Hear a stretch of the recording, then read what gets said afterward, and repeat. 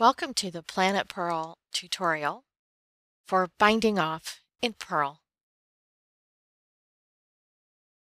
Supplies for this tutorial: yarn and a pair of straight needles.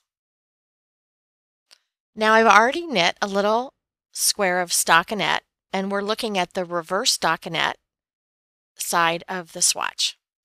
So we're going to bind off in purl on the purl side of the swatch. So we're going to purl the first stitch,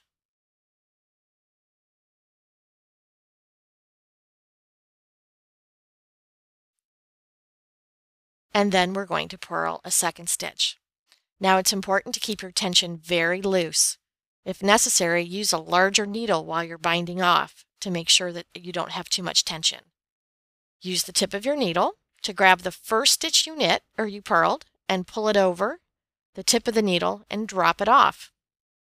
This is just like what you did when you did pot holders as a kid. So now you'll purl another stitch, pick up the older stitch, lift it up, and drop it off. And you'll do that all the way across, making sure to keep your tension nice and loose.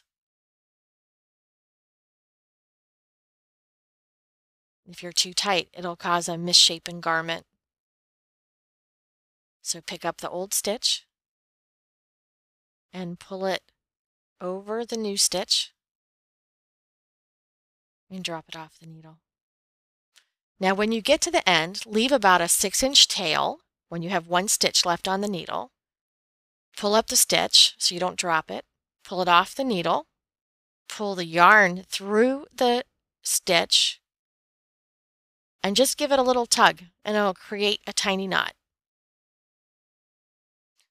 So you see how even that is by maintaining a nice even tension.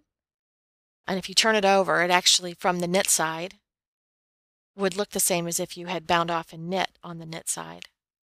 But we bound off in purl from the purl side, and we have a nice even edge. And that's how you bind off in purl. Paris liked that so much. She has to dance. She has to dance. Come back and visit us at planetpurl.com.